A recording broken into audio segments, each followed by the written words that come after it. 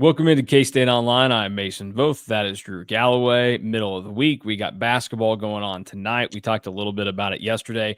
We'll have a full, whatever you want to call it, after the game tonight.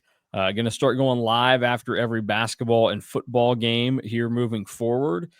So certainly you can just listen to us ramble. It'll basically be like doing instant reaction just live and immediately for you, except everybody watching will have the ability to throw their comments or questions in, and we'll see if those make their way into the show. But we'll get that started tonight after K-State takes on Baylor. That's not the purpose of this show right here, though, because we pride ourselves on informing everybody about what's going on with K-State in the recruiting world, and we need to kind of tie a bow on the transfer portal, since for the time being, it seems like K-State is probably pretty close to being done there.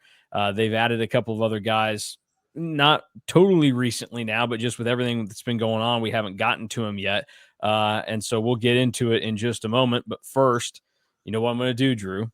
It's time to tell everybody about cats2ireland.com, and then also time to inform everybody about your Ireland fun fact. So before we get to the Ireland fun fact, you got to know how to actually get to Ireland so you can put Drew's fun facts to use.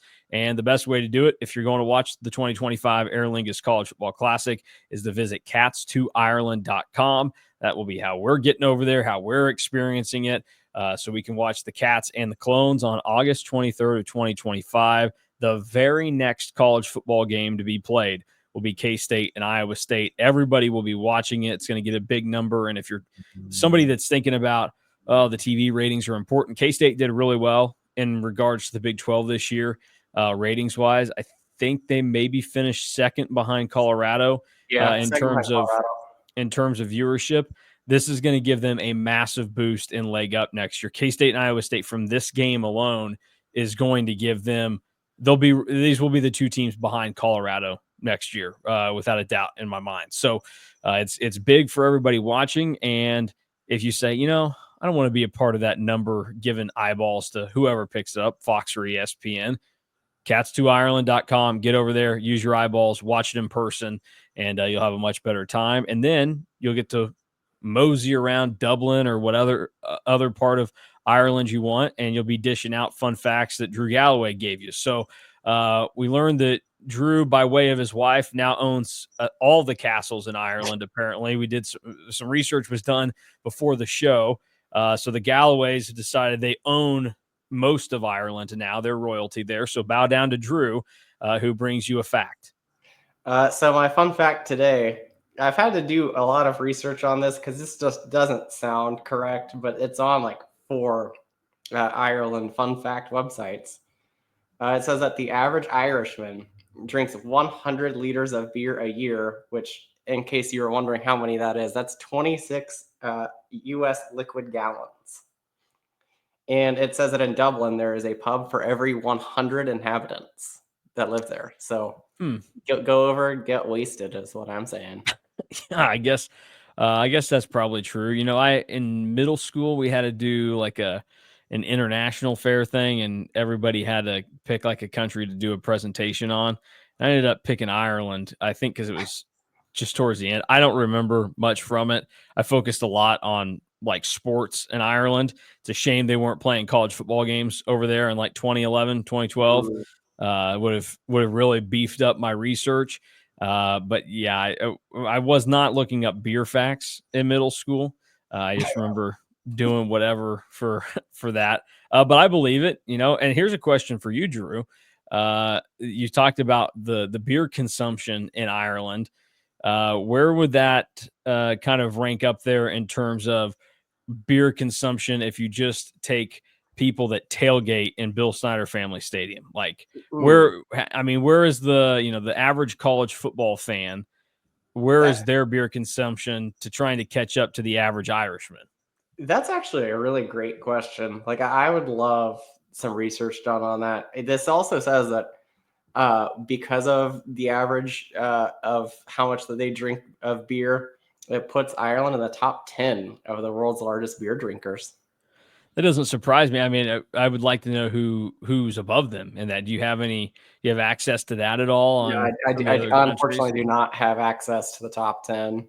All right. Well, I let's. imagine the US has to be in this top 10. Okay. Here we go. The U.S. is not in the top 10. This is according to Wikipedia. So Oh, just, trusted source. yep, I'm just going through it. Very easy, nice to read. The top 10 countries in beer consumption per capita. Um, Almost all of them are in Europe. If my geography is correct here, only one of them is not a European country or what we would, think of as being European. Do you want to take any? I'll give you 5 guesses. Well, no, you get 10 guesses. However many you get right, that's how many points you get, and that's a little game for you today. So, All right, uh, so countries: Netherlands. no, the Dutch are not on here. Ooh. We'll go United Kingdom. That feels like cheating, but no, they aren't on there because also Ireland would be a part of the United Kingdom. Oh, that's yeah. I Uh, only know, I only kind of think I know that because of Rory McIlroy and golf and the whole Ireland, Northern well, Ireland thing. I don't want to get Ger- into that and start a religious war right now. But Germany's got to be in this. yes, Germany, number 4. So you've got 7 guesses left. Uh, Czech Republic. They are number 1. That's a great response by you. Okay. Uh, and then we'll just do it. We'll do 5 guesses, and then we'll say like Spain. Spain is on there, number 8 for the Spanish. So All that's right. 3 correct. The other ones that you didn't name, again, I can't tell you if this is true or not, but Wikipedia claims it is. Austria, number 2, Romania, number 3, Poland at 5, Croatia at 9, Latvia at 10. Shout out Kristaps Porzingis. And the only one that is not in Europe that was on here was Namibia. So we have an African country on here. So there you go. There's your little Hey, and beer. you're spot on with your geography as well. I think. I don't know. I mean, I No, know no, it gets you're a little dicey over there sometimes, but I was pretty confident that 9 of them look like European countries and one of them looked like it was in Africa. So I feel good, and we can move on, and we can talk about things that make K-State fans feel good, which is adding more recruits to K-State's haul throughout this portal cycle. And they did that with Ralph Ortiz, a linebacker that we'll talk about, and Caleb Medford, a wide receiver. Let's start with Caleb Medford because this one was publicly announced. And then also, he's got kind of the background that might make him a little bit intriguing because he spent some time at TCU, was well thought of when he was going there, and then ends up transferring to New Mexico. This is the player to be named later in the Keegan Johnson trade. So K-State gets Caleb Medford, who's had a couple of different stops. And we have so many different receivers we've talked about during this transfer process. Where does he kind of fit into the mix with Tibbs and Bradley and whoever else is going to try and function in this wide receiver room next year? yeah. So Caleb Medford is an interesting one. Kind of like you said, spent a couple seasons at TCU, had actually like 0 stats, which is kind of wild for somebody that was really well thought of as a high school recruit. Ends up going to New Mexico, has pretty good stats at New Mexico from his 2 seasons there. Where he fits, though, is he is the home run hitter. Like K-State, we've talked all along that this last receiver spot, we thought that it could have been Malik Benson, could have been Isaiah Hunter, and then it ends up being Caleb Medford. Well, all 3 of those, what they really have in common is that it also could have been Emmanuel Henderson. So all 4 of those, what they have in common is that they have lots of speed, are really good with the ball in their hands, and are that home run hitter and that threat because you added 2 bigger possession receivers in Jerron Tibbs and Jaron Bradley. You still needed probably more speed on the outside. Like Jace Brown, for how good that he is, isn't necessarily a burner, kind of like Caleb Medford is. Tibbs and Bradley are more of your possession guys, and you're just really kind of lacking that speed threat in general that can do a lot with the ball in their hands. And that's where I think that Caleb Medford really comes in. And what I'm really intrigued about is, do you incorporate him in the jet sweep game like we saw with Jace Brown in the bowl game? Do you incorporate him like a receiver screen game like we've seen at the past at K-State with receivers? There are so many things that you could do with him because he has that big playability. And that's why I also like would temper a little bit of expectations with Caleb Medford, because you probably want Jace Brown and then one of two of Tibbs and Bradley to be like that consistent threat in the receiving game, and have Brown to have like 80 to 90 yards a game, and then like Tibbs and Bradley have 40 to 50, maybe even less than that. It would be okay. But Caleb Medford's a guy that I think that he could have like 2 catches for 70 yards and a touchdown in one game, and then probably not have a catch in another game, because he is going to be that explosive guy. Really digging into Caleb Medford, and what I've found is that he had a 35 or more yard reception in 40% of his career games at New Mexico. And you don't really see that from a lot of receivers. And that's why I think that he's a really intriguing addition, because he can get so many yards per catch, and K-State just needs that from anybody.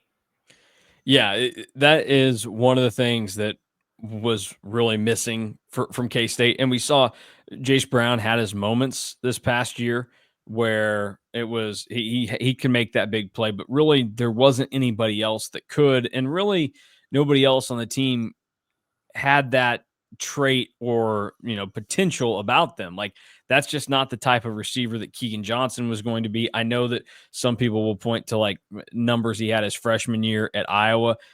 I think that's just such a different deal, because when Iowa is throwing the football, it's probably a big play regardless of who the receiver is, because of just how they're set up.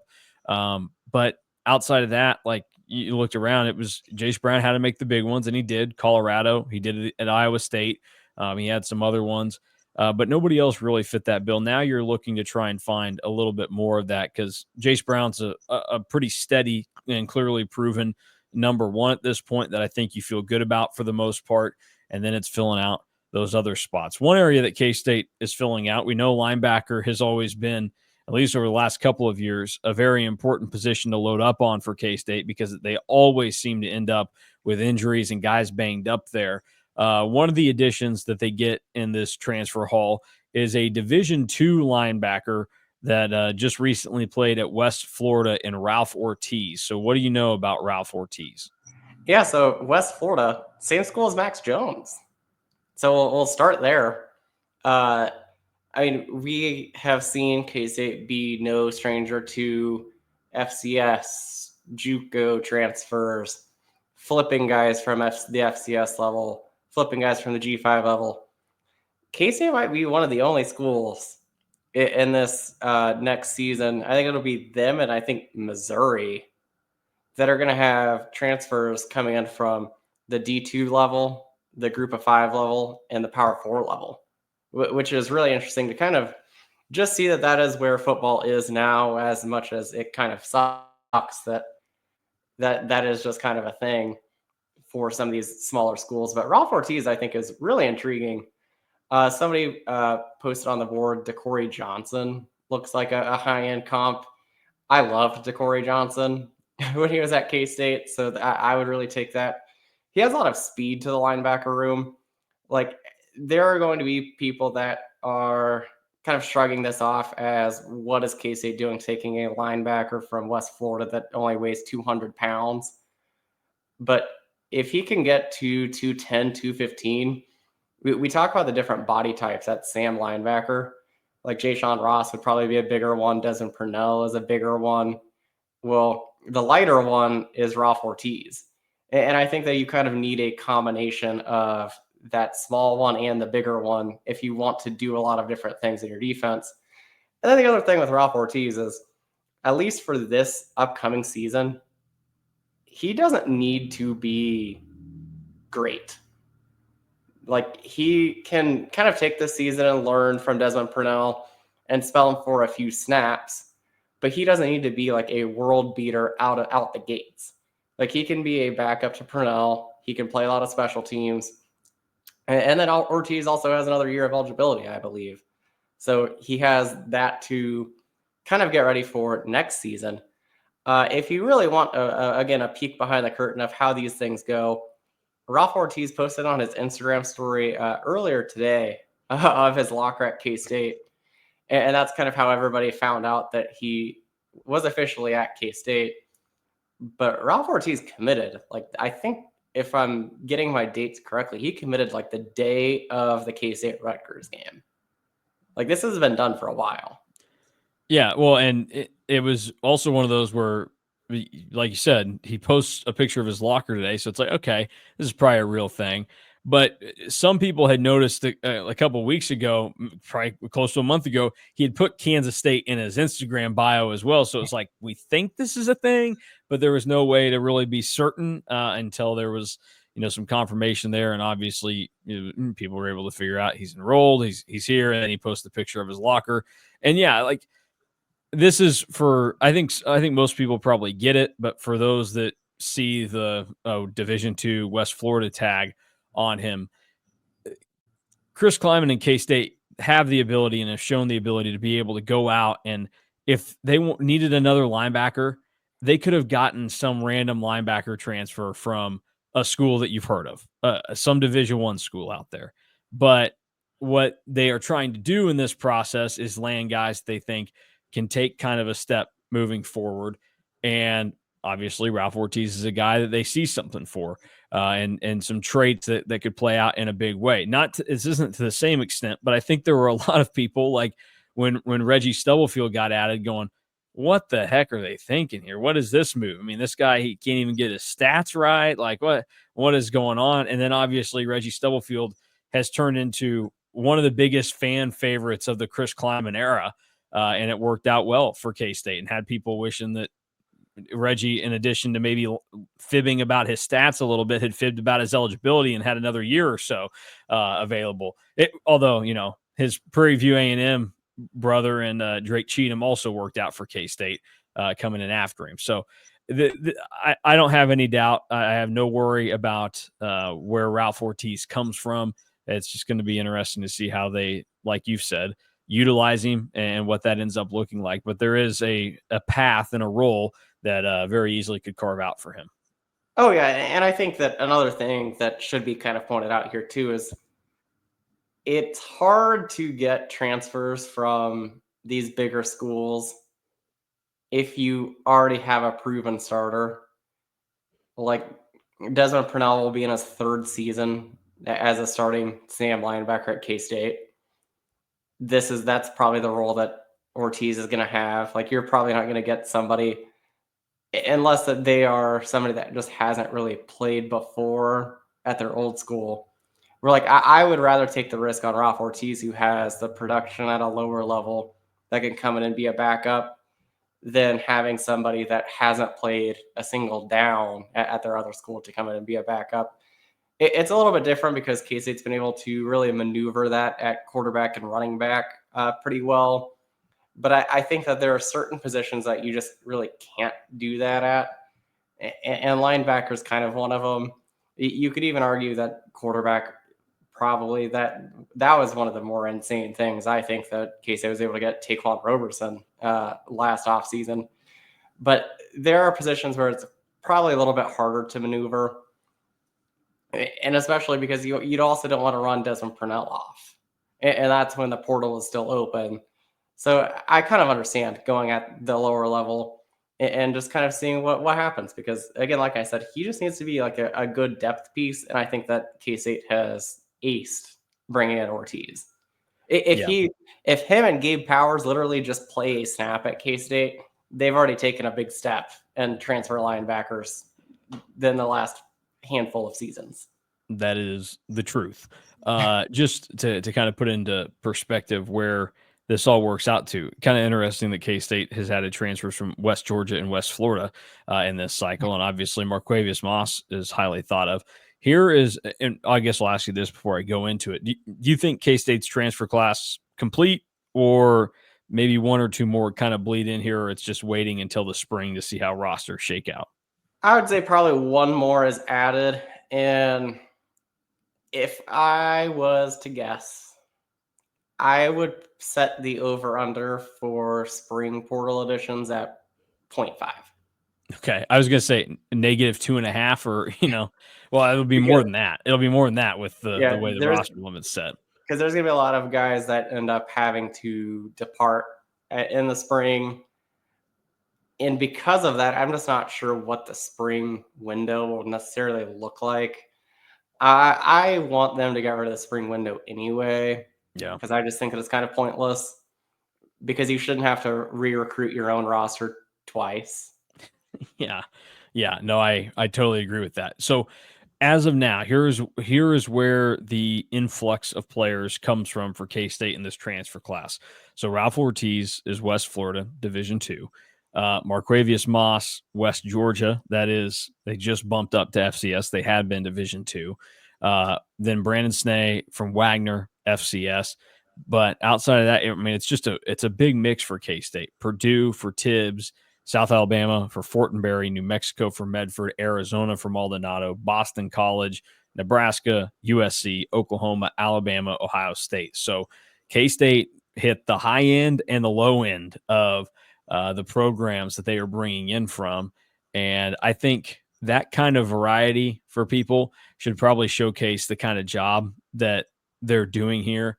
They're able to go get the guys that have experienced high level programs and what comes with that, and be able to convince them that what they wanted to achieve there is possible for them at K-State. And then also, they're not just big game hunting and going out and trying to get the Ohio State and Alabama and Oklahoma rejects, which you and I both agree, like, that's a pretty good way to try and live in the portal right now.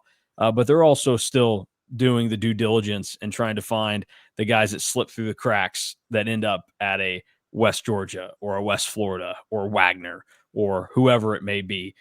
So K-State doing it all in the transfer portal. And if they do add one more, we'll have that update for you right here on KSO. A lot of other stuff going on right now over at On3. Go find us there, KStateOnline.com. Drew, DY, myself, lots of content in regards to basketball and football. I know a lot of you probably a little bit more interested in the football right now, but K-State and Baylor tonight. And a reminder, again, this is Wednesday, so if you're watching this on Thursday, none of this matters to you. Just go back and watch the replay. Drew and I will be live after the game tonight to discuss whatever may come up in K-State's trip to Waco and field any questions or thoughts that you all might have when you're viewing as well. So that will do it for us. For Drew Galloway, I'm Mason Voth. We are out of here, and we'll talk to you again tonight following Cats and Bears from Waco.